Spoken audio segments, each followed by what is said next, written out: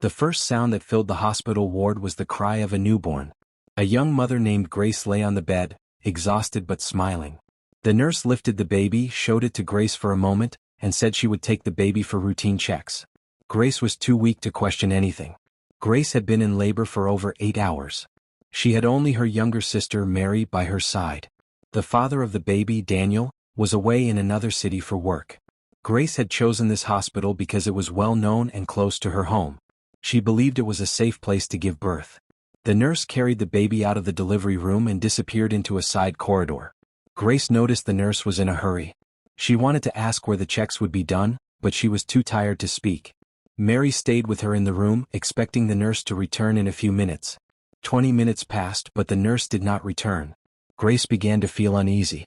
She asked Mary to go and check on the baby. Mary left the room and went towards the nurse's station. She found the nurse returning with the baby wrapped tightly in a white blanket. The nurse placed the baby in Grace's arms and said everything was fine. Grace looked at the baby closely. She felt something was different about the face, but she blamed it on her tiredness. She hugged the baby and decided not to say anything. That night, Grace could not sleep. She kept staring at the baby. She tried to remember the brief moment she had seen the baby after birth. She thought the skin looked lighter before. She thought the nose looked slightly different. She told herself she was imagining things. In the morning, Daniel arrived at the hospital. He held the baby and smiled, but Grace noticed his smile was not as bright as she expected. Later, when they were alone, Daniel asked her if she felt the baby looked different from what they expected. Grace admitted she had been thinking the same thing.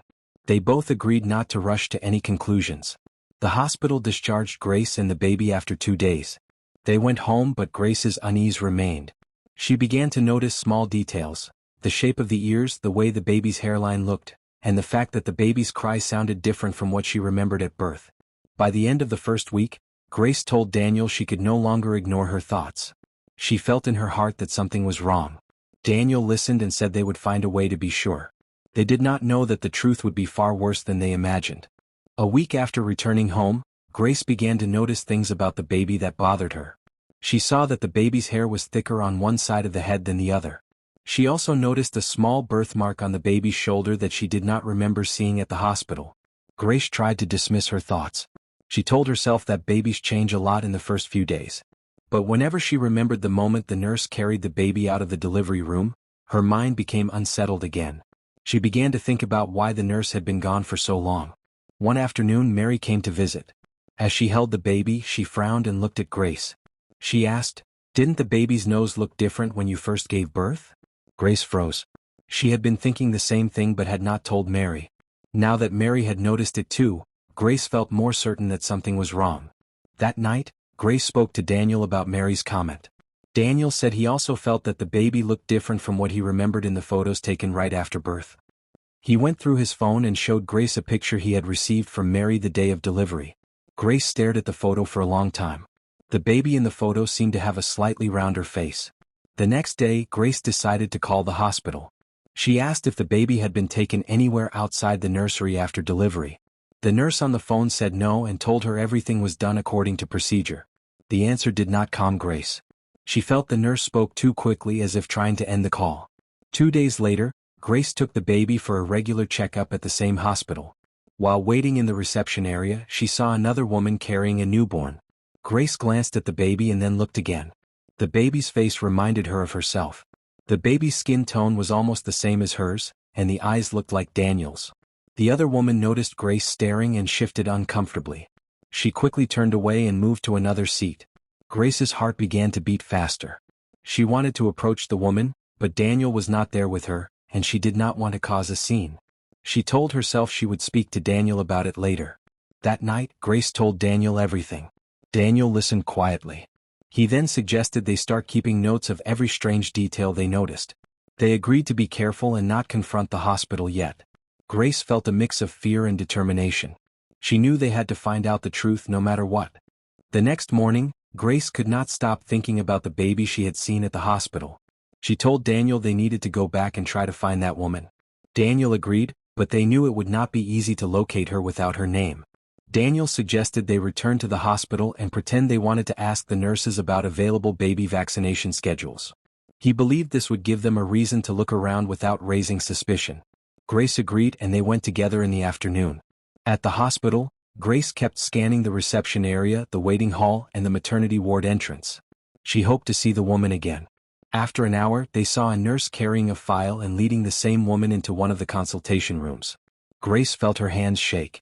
When the woman came out of the room, she saw Grace and froze for a moment before looking away. Daniel walked up to her and introduced himself politely. He asked her how old her baby was and when she gave birth. The woman replied quickly, saying her baby was 3 weeks old and that she delivered in the same hospital. Grace asked the woman if she had been in the ward on the same day she gave birth. The woman looked nervous and said she was not sure. She then claimed she had to leave and walked away quickly. Grace watched her go, feeling frustrated but more convinced something was wrong. Later that evening, Grace told Mary about the encounter. Mary suggested they start by checking hospital records for births on the same day as Grace's delivery. Grace thought it was a good idea but wondered how they could access such information without being noticed. Daniel said he had a friend named Tund who worked in the hospital's maintenance department. He thought Tund might be able to help them. The next day, Daniel met Tund and explained that they were looking for general birth records because they wanted to track down another mother for parent support meetings. Tund agreed to help. 2 days later, Tund sent Daniel a list of mothers who had given birth on Grace's delivery date. Grace looked through the names carefully. One name stood out, Mrs. Ruth Johnson. Grace remembered that the nurse had called the woman Ruth when she saw her in the hospital. Now they had a name. Grace felt a sense of progress. She told Daniel that the next step was to find out where Ruth lived. Daniel agreed, but warned they had to be careful not to alert her or the hospital. Grace went to bed that night thinking of only one thing. If they could find Ruth, they might finally find the truth about what happened to her baby. The next morning, Daniel called Tund again. He asked if Tund could find an address for Ruth Johnson from the hospital's patient contact list. Tund hesitated but agreed to check. He said it might take a few days because he had to be careful not to get caught. Grace felt restless waiting. She kept thinking about Ruth's baby and the resemblance she thought she saw. Mary came over to check on her and reminded her to stay calm. Grace admitted she was worried Ruth might move away before they found her. 3 days later, Tund sent Daniel an address. It was in a neighborhood about 40 minutes from Grace's home. Daniel suggested they go there immediately. Grace agreed without hesitation. They left the house that afternoon, telling Mary they would be back in the evening. When they arrived in Ruth's area, they parked a short distance from the address. The street was busy with children playing and people walking in and out of small shops. Daniel spotted a small, neat house with blue paint. The number matched the address Tund had given them. They waited in the car for about 30 minutes. Then they saw Ruth come out of the house carrying a baby. Grace's heart began to race.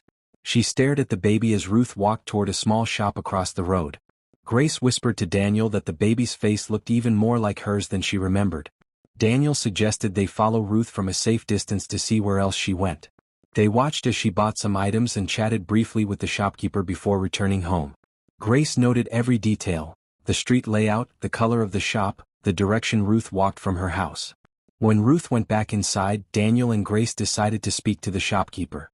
They introduced themselves as friends of Ruth's relatives and asked a few casual questions. The shopkeeper said Ruth had moved into the area only 2 weeks ago. He added that she was very protective of her baby and rarely let anyone hold the child. Grace and Daniel thanked him and left. As they drove away, Grace told Daniel she was now certain something was wrong. She felt Ruth might know the truth or be part of whatever happened in the hospital. They decided the next step was to return another day when Daniel could secretly take a close photo of Ruth's baby. They would then compare it to Grace's and Daniel's features. Grace also wanted to look for any sign of the birthmark she remembered from the day of delivery. That night, Grace could barely sleep. She kept replaying the image of Ruth's baby in her mind. She knew they were getting closer to the truth, but she also feared what they might discover. 2 days later, Daniel and Grace returned to Ruth Street. They parked farther away this time so Ruth would not notice them. Daniel brought a camera phone with a strong zoom lens. They agreed he would take the photos while Grace stayed low in the car to avoid being seen. After waiting for about an hour, Ruth came out of her house again. She carried the baby and walked toward the same shop they had seen before. Daniel stepped out of the car, pretending to check his phone, and slowly moved closer while keeping Ruth in sight. When Ruth stopped to greet a neighbor, Daniel quickly took several photos of the baby's face and hands. He made sure to zoom in enough to see any small details. Once Ruth continued walking, Daniel returned to the car without drawing attention. They drove to a quiet spot and opened the photos on the phone. Grace stared at them for a long time. Her eyes focused on the baby's mouth. The shape looked exactly like Daniel's. She noticed the same slightly round face and a skin tone almost identical to hers. Then Daniel pointed at the baby's right shoulder in one of the photos. There was no birthmark. Grace's heart sank. That birthmark had been one of the things that bothered her about the baby she was raising. She now believed that mark did not belong to her biological child. Grace asked Daniel to open one of the pictures from the day she gave birth. They compared it side by side with the photo of Ruth's baby. The resemblance between Ruth's baby and the newborn in Grace's delivery photo was undeniable. The baby in Grace's home looked different. Daniel sat back in the car seat and said quietly, "This is not a coincidence." Grace agreed. She felt a mix of anger, fear, and sadness. The reality that her own baby might be with another woman began to sink in. They both knew they needed proof that could not be denied. Daniel suggested a DNA test as the only way to confirm the truth. Grace agreed, but they faced a problem: how to get a DNA sample from Ruth's baby without her knowing. They decided to take things slowly and plan carefully. Daniel said he would speak to a private investigator he knew from a past work contact. The investigator might know a safe way to collect samples. Grace agreed and told him to arrange a meeting as soon as possible. That night, Grace sat in her room, holding the baby she had been raising for almost a month. She looked at the baby's eyes and wondered where her real child was and if they were safe. The next morning, Daniel called his contact, a private investigator named Mr. Kareem. He explained briefly that they suspected a baby swap in the hospital and needed help to confirm it. Mr. Kareem agreed to meet them that evening in a small office in town. At the meeting, Daniel and Grace told Mr. Kareem everything from the day of delivery to their encounter with Ruth. They showed him the photos they had taken and the comparison with Grace's delivery photo. Mr. Kareem listened carefully without interrupting. When they finished, Mr. Kareem said the only way to be certain was through a DNA test. He explained that they would need samples from Grace, Daniel, and Ruth's baby. He could arrange a discreet collection of Ruth's baby's DNA without alarming her. Grace asked how it would be done. Mr. Kareem said he had a female assistant who could pose as a volunteer offering free baby health checkups in the community. During the checkup, she would collect a small swab from the inside of the baby's cheek. This would be quick and painless. Daniel liked the plan but was concerned about Ruth refusing the free checkup. Mr. Kareem said his assistant was skilled at making mothers comfortable and would offer small baby items as gifts to encourage participation. Grace agreed to proceed. 2 days later, Mr. Kareem called to say the assistant would visit Ruth's area on Saturday morning. Daniel and Grace were told to stay away from the scene to avoid suspicion. Grace found it hard to wait, but she knew it was necessary. On Saturday afternoon, Mr. Kareem called again. He said the assistant had successfully collected the DNA sample. Ruth had allowed the health checkup without asking many questions. The sample was already on its way to a private lab. Grace asked how long it would take to get the results. Mr. Kareem said it could take 5 to 7 days. Grace felt both relief and anxiety. She knew the truth was coming, but she was afraid of how it might change everything. That night, Daniel reminded her that whatever the results showed, they would have to be prepared to fight for their child. Grace agreed. She knew this was only the beginning of a longer and harder process.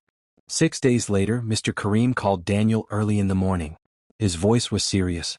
He told Daniel that the DNA results had arrived and that they should come to his office immediately. Daniel woke Grace and told her to get ready. They left the house without eating breakfast. When they arrived, Mr. Kareem was sitting behind his desk with an envelope in front of him. He asked them to sit down. Grace could feel her heart pounding. Daniel reached for her hand but said nothing. Mr. Kareem opened the envelope and pulled out the lab report. He said the test showed a 99.9% probability that Ruth's baby was biologically related to Grace and Daniel. Grace felt her chest tighten. She knew then that the baby she had been raising was not hers. Daniel asked about the child they were raising. Mr. Kareem explained that if Ruth's baby was theirs, then the baby in Grace's home was most likely Ruth's biological child. Grace sat back in her chair, stunned. She thought of the sleepless nights, the feeding, and the moment she had held the baby, believing it was hers. Grace asked Mr. Kareem what to do next. He told them they needed to involve the police if they wanted to recover their baby legally. However, he warned them that such cases could take time and become complicated, especially if the hospital staff tried to cover up what happened. Daniel suggested they first gather more evidence before confronting Ruth or the hospital. He wanted to make sure they had enough proof to make it impossible for anyone to deny the swap. Mr. Kareem agreed and offered to investigate how the swap had taken place inside the hospital. Grace felt angry and betrayed. She thought about the nurse who had carried her baby away after birth. She wondered if that same nurse had given her someone else's child in exchange. The idea made her feel sick. Before leaving the office, Mr. Kareem promised to update them in a few days. He said he would start by questioning a few hospital staff members discreetly and checking if there had been other similar incidents in the past. Grace and Daniel left with the report in Daniel's bag, knowing they now had the proof they needed. That night, Grace looked at the baby sleeping in the crib. She knew the baby was innocent and not at fault, but she also knew she could not rest until she held her real child again. 3 days later, Mr. Kareem called Daniel and told him he had important information. They met at his office again. Grace was nervous but eager to know what he had found. Mr. Kareem explained that he had spoken to 2 junior nurses from the maternity ward. Both confirmed that a senior nurse named Nurse Stella often handled newborns alone, even when she was not assigned to them. She had worked at the hospital for over 15 years and was well known by the staff. According to the junior nurses, Stella had a habit of taking babies for special checks in a separate room, instead of the main nursery. They said she would sometimes be gone for up to 30 minutes. No one questioned her because she had seniority and a good reputation among the doctors. Mr. Kareem also discovered that Stella had been under investigation in another hospital several years ago for irregularities in patient records. The case had been dropped due to lack of evidence, and she quietly moved to the current hospital. When Daniel asked about a motive, Mr. Kareem said his contacts believed Stella was part of an illegal baby sale network. The network matched wealthy but childless couples with newborns, often by swapping babies from unsuspecting mothers. The families would then pay large sums of money in secret. Grace felt her stomach turn as she listened. She remembered the moment Stella carried her baby out of the delivery room. She now believed that was the moment the swap had taken place. Mr. Kareem said he also checked hospital records for the day Grace gave birth. He found that Ruth's name had been entered at a different time than most other patients, even though she had given birth that same day. The record showed no doctor's signature for her delivery, only Stella's name. Grace asked how they could prove Stella's involvement. Mr. Kareem said they could try to get CCTV footage from the hospital if it still existed. However, he warned that hospitals often delete or overwrite footage after a short period. Daniel suggested confronting Ruth to see if she would admit anything. Mr. Kareem advised against doing it without police support, as it could make her disappear with the baby. Grace reluctantly agreed to wait until they had a stronger case. Before they left, Mr. Kareem promised to check for any surviving CCTV footage and to gather testimonies from other mothers who had suspicious experiences with Stella. Grace left the office more determined than ever. She knew the truth now, and she would not stop until she got her child back. 2 days later, Mr. Kareem called Grace and Daniel to say he had located the hospital's CCTV storage room through his contact in the maintenance department. He warned them that the footage might have already been erased, but it was worth trying. They went with him to the hospital that evening, timing their visit for when the wards were busy so they would not attract much attention. Tund, Daniel's maintenance friend, met them at a side entrance and led them to the storage room. Inside they found an old computer connected to several hard drives. Tund explained that footage was usually kept for 30 days before being overwritten. Since it had been less than a month since Grace's delivery, there was a chance the files still existed. Mr. Kareem searched the folders by date. They found files from Grace's delivery day. One clip caught their attention. The camera outside the delivery room showed Nurse Stella leaving with a baby in her arms. She walked toward a side corridor, not the nursery. Grace's hands trembled as she watched.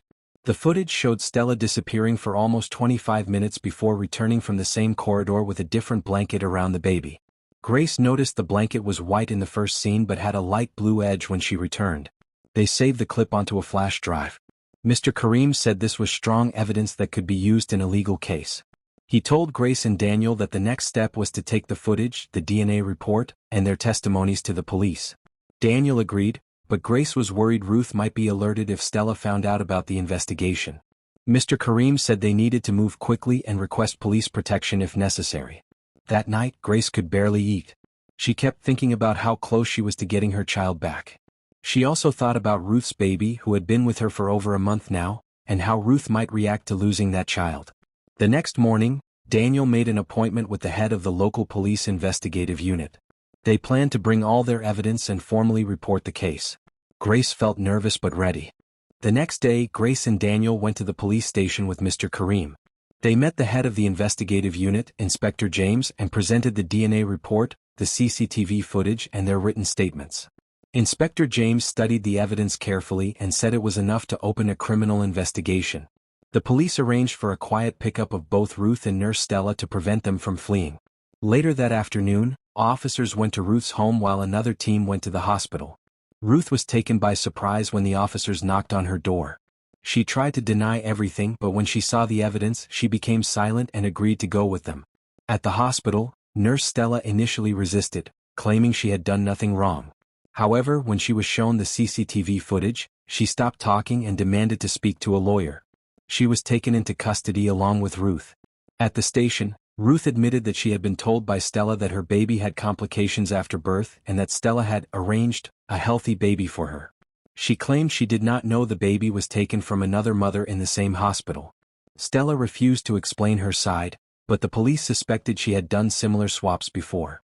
Inspector James arranged for both babies to be brought to the station. Grace's real baby was handed to her for the first time since birth. She held the child tightly, overwhelmed with relief. Daniel stood beside her, looking at the baby's face and seeing the resemblance they had always imagined. Ruth was given her biological child, the one Grace had been raising. Ruth cried as she held the baby, but the police warned her that the investigation was not over. Both families were advised to complete legal processes to confirm custody and settle the matter officially. Over the following weeks, the court confirmed the DNA results and granted Grace and Daniel full custody of their child. Nurse Stella remained in custody, facing multiple charges. The hospital faced a separate investigation for poor supervision and possible involvement in the illegal network. Grace kept thinking about how close she came to never seeing her real child again. She was grateful to Daniel, Mary, and Mr. Kareem for helping her find the truth. She also learned the importance of paying attention to small details and not ignoring her instincts. The case was reported in local news, warning other mothers to be vigilant.